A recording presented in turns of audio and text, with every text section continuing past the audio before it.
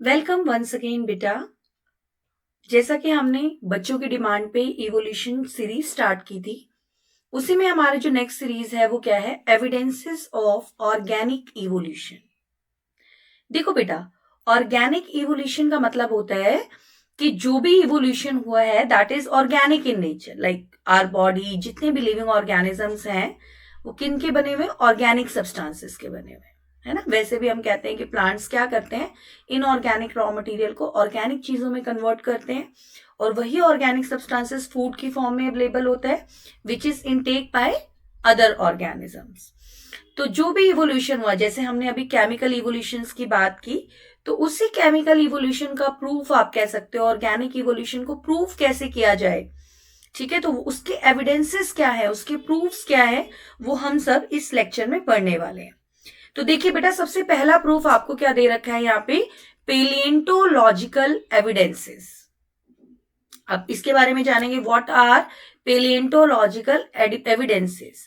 तो देखो बेटा, पेलिएंटोलॉजी, सबसे पहले हम देखेंगे डेफिनेशन ऑफ पेलिएंटोलॉजी। तो व्हाट इज पेलिएंटोलॉजी?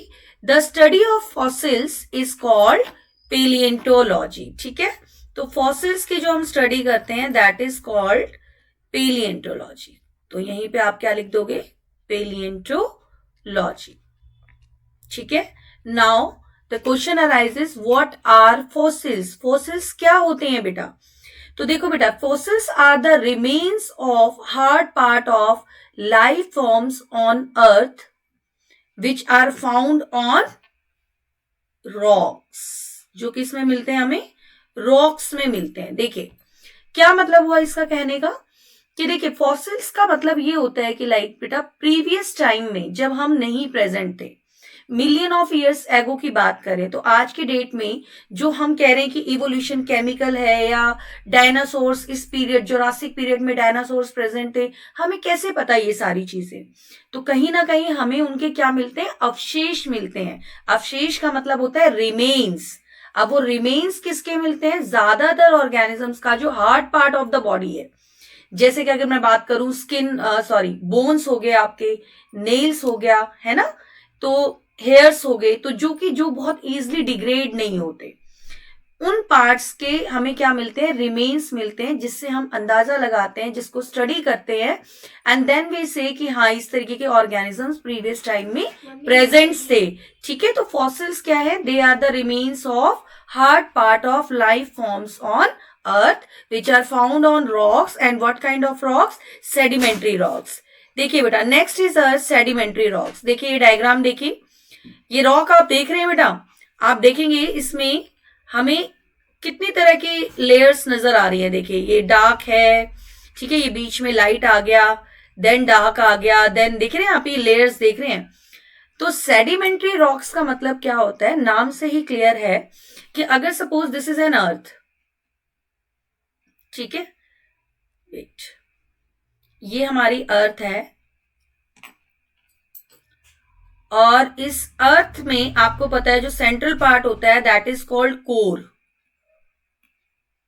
इससे ऊपर के पार्ट को हम क्या कहते हैं? मेंटल। ठीक है, बीच वाले एरिया को, और जो सबसे ऊपर का एरिया होता है that is known as crust. ठीक है बेटा, तो बेसिकली होता क्या है कि अगर मैं अर्थ के ना एक सेक्शंस को, क्रॉस सेक्शंस को चेक करूं, तो मुझे डिफरेंट डिफरेंट लेयर्स नजर आएंगे। आपने सॉइल को भी देखा होगा, तो आपको लेयर्स नजर आएंगी। तो एक्चुअल में क्या हुआ, with the passage of time ये जो लेयर्स हैं ये डिपॉजिट होती रही, और समय के साथ साथ क्या हुआ, उस टाइम पीरियड में जो ऑर्गेनिजम्स प्रेजेंट थे, मान लीजिए वो उनकी डेथ हो गई और वो उसी लेयर में दब गए, एंड ऑक्सीडेशन की सप्लाई, ऑक्सीजन की सप्लाई ऑलमोस्ट कट हो गई, तो जो पार्ट्स थे, जो हार्ड पार्ट्स थे बॉडी के, वो कंप्लीटली डिग्रेड नहीं हुए और वो रिमेन्स रह गए। तो जब हम ऐसी चीजों की खुदाई करते हैं, ठीक है, then we come to know these kind of fossils are present. जैसे देख सकते हैं आप, फॉसिल्स इन सेडिमेंट्री रॉक्स। देखिए, most fossils are preserved in sedimentary rocks. जैसे ये देखिए, ये डायग्राम देखिए, trilobites in sandstone, then ferns in shale and bivalve shells on the limestone. तो ये कुछ डायग्राम है बेटा फॉसिल्स के, किस तरीके से फॉसिल्स फाइंड आउट हुए। तो ये वही नोट्स हैं उसके, If we take cross section of the earth crust, it will indicate arrangement of the sediments are one over the another. This is the line, same line of your NCERT. ठीक है. Different aged rock sediments contain fossils of different life forms. अलग अलग sediments layer में अलग अलग fossils present होगी. इससे हमें क्या पता चलता है? It also indicate geological period. इससे हमें और क्या पता है? Geological period in which they exist. मतलब टाइम पीरियड हमें पता लगता है. अब टाइम पीरियड कैसे पता चलता है? तो there are various kind of radio active dating techniques. Radio active dating techniques में क्या होते हैं? जैसे कार्बन है आपका, पोटेशियम है, ये जो है ना रेडियो एक्टिव कंपाउंड्स हैं. इनका अपना एक लाइफ स्पैन होता है और इनकी जो हाफ लाइफ होती है उसको हम कैलकुलेट करते हैं, जिसके हिसाब से हम पता लगाते हैं कि ये पर्टिकुलर ऑर्गेनिज्म किस पर्टिकुलर टाइम पीरियड में प्रेजेंट था, मतलब डिग्रेडेशन के हिसाब से of that radio active element. तो रेडियो एक्टिव डेटिंग टेक्निक उसको कहते हैं हम, जिसमें हम रेडियो एक्टिव सब्सटेंस जो मिलता है सेडिमेंट्स लेयर में, जैसे पोटेशियम मिल गया, कार्बन मिल गया या फास्फोरस मिल गया, तो उनका जो बेसिकली आपका क्या है टाइम पीरियड, जो लाइफ स्पैन पीरियड है, कितने टाइम तक वो डिग्रेड, उससे हम आइडिया लगाते हैं what are the geological periods. तो ये हमारे एनसीईआरटी में बहुत ज्यादा डिटेल में नहीं है, बट आपको एक जनरल इंफॉर्मेशन इसके बारे में पता होनी चाहिए. ठीक है बेटा. तो इस तरीके से इसके बाद आता है आपके मोस्ट कॉमन फॉसिल्स कौन कौन से हैं. तो देखिए मोस्ट कॉमन फॉसिल्स में हम स्टडी करते हैं पेट्रीफाइड फॉसिल्स. पेट्रीफाइड फॉसिल्स का मतलब है the hard part of the body which consist of bones, nails, hairs etcetera, horns etcetera, जो चीजें इजिली डिग्रेड ना हो बेटा. ठीक है. तो इस तरीके से हम फॉसिल्स को स्टडी करते हैं. ऐसा नहीं है कि सिर्फ हार्ड पार्ट्स को स्टडी किया जाता है, कई बार इंप्रेशंस और रिमेन्स भी रह जाते हैं ऑर्गेनिजम्स के, जिससे भी हम आइडियाज लगाते हैं this kind of organisms were present in the history of the earth. ठीक है. तो this is all about your palaeontological evidences, जिसके बारे में आपको इतना ही पता होना चाहिए. चलिए नेक्स्ट आ जाते हैं आपका evidences for comparative anatomy and morphology. ठीक है. ये कह रहे हैं कि अगर हम कंपैरेटिव एनाटॉमी देखें किसी भी ऑर्गेनिजम्स की, या उसकी मॉर्फोलॉजी, एक्सटर्नल स्ट्रक्चर को देखें, उसके इंटरनल स्ट्रक्चर को देखें, उसके फंक्शन को स्टडी करें, तो उससे हमें कितना आइडिया लगता है इवोल्यूशन के बारे में कि कौन सा ऑर्गेनिज्म किस पर्टिकुलर ऑर्गेनिज्म से इवॉल्व हुआ. सबसे पहले हम डिस्कस करेंगे बेटा होमोलोगस ऑर्गन. देखिए होमो का मतलब होता है सेम. अब यहां किसकी बात आ रही है? सेम, कि द ओरिजिन और internal structure of the organism is same but the functions are different. यानी कि आप देखोगे कई ऐसे ऑर्गेनिजम्स हैं जिनका ओरिजिन सेम है, लेकिन जो फंक्शन परफॉर्म कर रहे हैं वो डिफरेंट है. ठीक है. जैसे अगर मैं मैमल्स का ही एग्जांपल लूं, like we are the human beings. ठीक है. Cheetah is there, bats are there. तो सब में क्या है, जो हमारे लिम्स हैं, लिम्स की जो बोन्स हैं बेटा सॉरी, वो बोन्स क्या है? सिमिलर है. यानी कि इंटरनल एनाटॉमी सेम है, ओरिजिन सेम है, लेकिन सबके फंक्शंस क्या है? डिफरेंट है. जैसे वो जो भी काम वो कर रहे हैं दैट इज डिफरेंट. समझेंगे. देखिए होमोलॉजी का एक और मीनिंग होता है, it indicates common ancestry. This is also the important point. Homologous organs की जब हम बात करते हैं तो हम एक कॉमन इंसेस्टर की बात करते हैं. एंसेस्टर का मतलब होता है पूर्वज, है ना, कि जैसे जितने भी मैमल्स हैं तो ऑब्वियसली उनका एक कॉमन कहीं ना कहीं एंसेस्टर रहा होगा. ठीक है. That's why it is also known as divergent evolution. इसीलिए बेटा इसको क्या बोलते हैं? डाइवर्जेंट इवोल्यूशन भी बोलते हैं. डाइवर्जेंट का देखते हैं क्या मतलब है. देखिए बेटा यहां पे देखिए, यहां पे एक वुल्फ नज दिखा रखी है. This is a wolf. ठीक है. एंड यहां पे आप देखिए एक हॉर्स लाइक मैमल शो कर रखा है. तो suppose these are the ancestors. ये क्या है? एंसेस्टर है. अब ये कॉमन एंसेस्टर है, इसी से आगे अलग अलग डायरेक्शन में आप कह सकते हो अलग अलग काइंड ऑफ ऑर्गेनिजम्स जो है वो इवॉल्व हुए. ये देख रहे हो वेरियस काइंड ऑफ डॉग्स आप देख सकते हो. डॉग्स की जो ब्रीड्स है वो वुल्फ से कहीं ना कहीं क्या हुई है? ऑरिजिनेट हुई है। तो यानी कि इनका ओरिजिन क्या है, सेम है, बट ये ब्रीड क्या है, डिफरेंट है। इसी तरीके से यहाँ पे देख सकते हो आप, ये हॉर्स है, हॉर्स लाइक आप डोंकी भी कह सकते हो इसको। अब इसमें देखिए एक तरफ जेब्रा, ठीक है, एक तरफ डंकी, एक तरफ आपका हॉर्स, ये इवॉल्व हुए हैं बेसिकली। तो इस तरीके से हमें पता चला कि एक कॉमन एंसेस्टर्स जब अलग अलग डायरेक्शन में, अलग अलग डायरेक्शन का मतलब होता है कि लाइक अलग अलग हैबिटेट में जब ये गए, देखिए हमने क्या कहा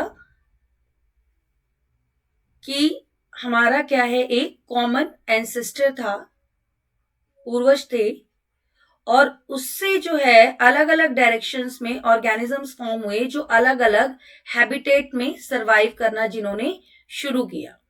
ठीक है, अब जब सबका मान लीजिए अलग अलग हैबिटेट है, तो नीड जो होगी, एडेप्टेशन जो होगी, वो भी अलग अलग होगी। ठीक है, और एडेप्टेशन के बेस पे उनके फंक्शंस भी क्या होंगे, डिफरेंट होंगे। आप ऐसे समझ सकते हो कि कोई एक पर्टिकुलर एंसेस्टर था, जब वो उससे अलग अलग ऑर्गेनिजम्स फॉर्म हुए तो अलग अलग जगह पे अलग अलग तरह की रिक्वायरमेंट थी, और उसी रिक्वायरमेंट के अकॉर्डिंग क्या फॉर्म हुआ, हमारा क्या फॉर्म हुआ बच्चों, आपका क्या फॉर्म हुआ, अलग अलग एडेप्टेशंस आई, अलग अलग नीड्स आई, जिसकी वजह से चेंजेस फॉर्म्स हुए। इसके बाद आ जाते हैं बेटा examples of the homologous organs, जिसमें पहला एग्जांपल हमारा है four limbs of the mammals.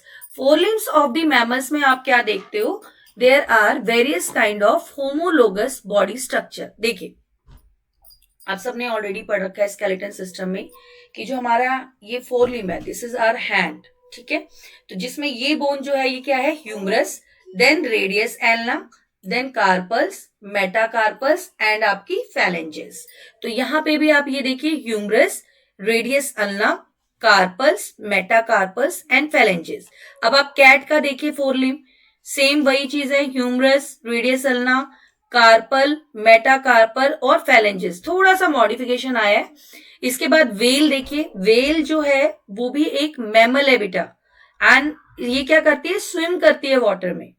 तो स्विम किसके थ्रू करती है, नॉर्मली हम कहते हैं फिशेस स्विम करती है फिन्स के थ्रू, लेकिन यहां पे ये फिन्स के थ्रू स्विम नहीं करती बेटा, है ना, एग्जैक्टली इसमें रियल फिन्स नहीं है, क्या है इसमें, इसका ये फोर लिम्ब भी है जो मॉडिफाई हो गया है फ्लिपर लाइक स्ट्रक्चर में, फिन लाइक स्ट्रक्चर में, जो इसको हेल्प करता है स्विमिंग में।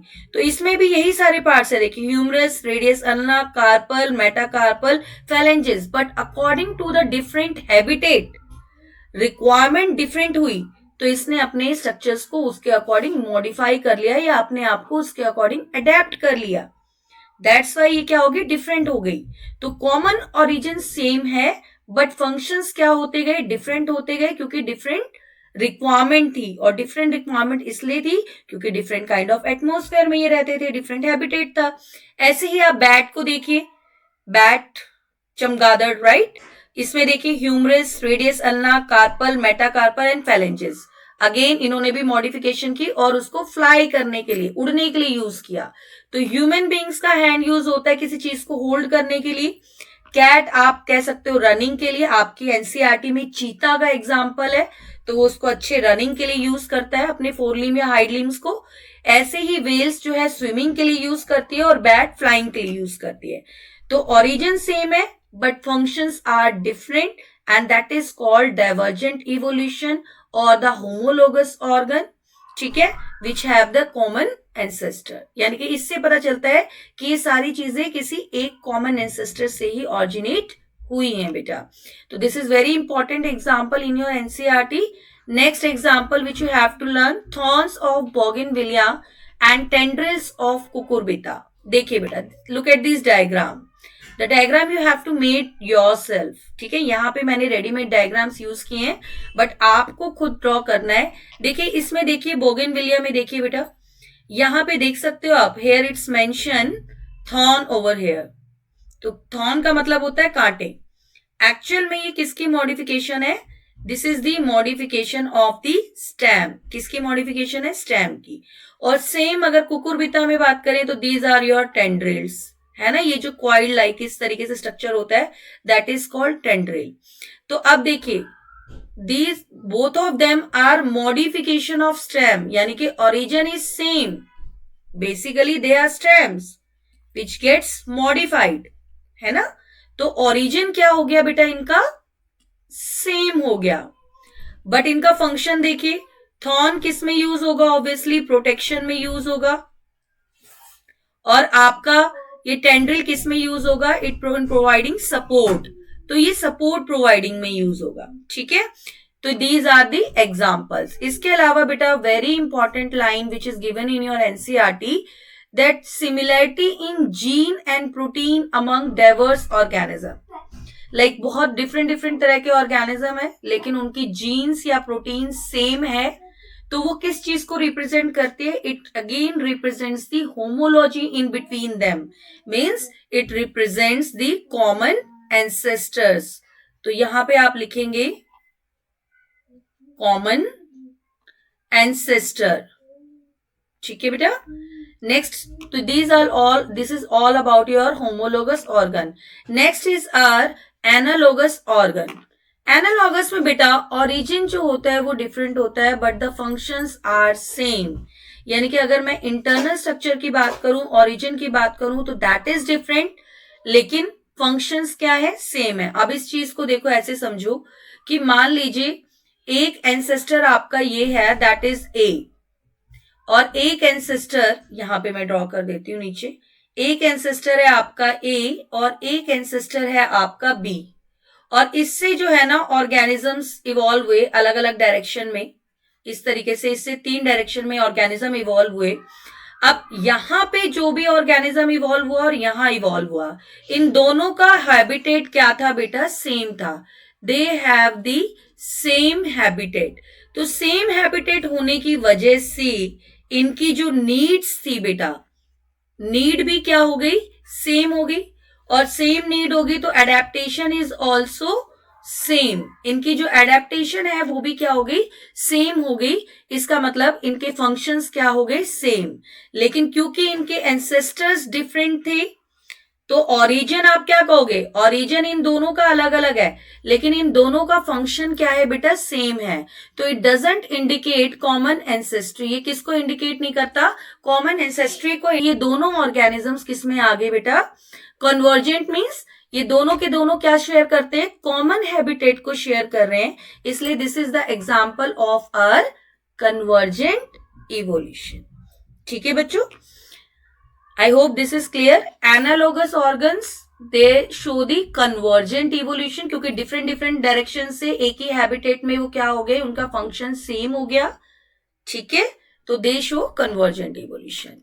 चले, and they doesn't indicate the common ancestor. देखिए, you can see this example.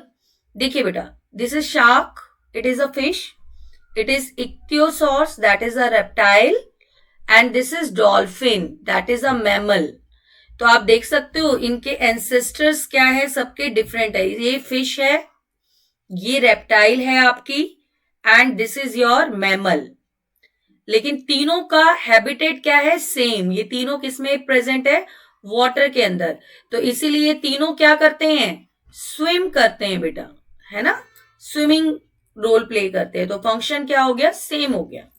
ठीक है, and this is called convergent evolution. दूसरा एग्जाम्पल इसका देखेंगे आप, जैसे आपकी बुक्स में गिवन है, wings of bat and wings of butterfly. Actual में बेटा बटरफ्लाई इज योर इंसेक्ट, और बैट क्या है आपका, कहीं ना कहीं इट इज अ मैमल. ठीक है, बर्ड का भी आप एग्जाम्पल ले सकते हो. तो इंसेक्ट्स में ना क्या हो रहा है, जो इंटेग्यूमेंट प्रेजेंट है बॉडी के ऊपर, है ना, जो बाहर की लेयर है, यही आगे एक्सपेंड करके क्या बना रही है, विंग्स बना रही है. जबकि अगर हम मैमल्स की बात करते हैं तो वहां पे बेसिकली आपका क्या काम कर रहा है, आपका 4 लिम्ब ही है बेसिकली, जो अडेप्टेड होके फ्लाई करने में हेल्प कर रहा है. ठीक है बेटा, तो दिस इज द एग्जाम्पल. यहां पे देख सकते हो आप, नेक्स्ट इसका एग्जाम्पल है flippers of penguin and dolphin. This is also analogous organ. We are studying the various examples of analogous organs. तो देखिए एनालॉगस ऑर्गन्स में आपका एक तरफ क्या है, पेंगुइन है, और दूसरी तरफ क्या है, डॉल्फिन। तो this is a bird and this is a mammal, ठीक है। तो इसमें ये क्या है, ये देखो विंग्स हैं and these are its flippers, जो कि किस में हेल्प कर रहे हैं, स्विमिंग में हेल्प कर रहे हैं। दोनों ही क्या कर रही है, स्विम कर रही है। फंक्शन सेम है बट एनाटॉमी इज डिफरेंट। दोनों की एनाटॉमी क्या है बेटा, डिफरेंट है।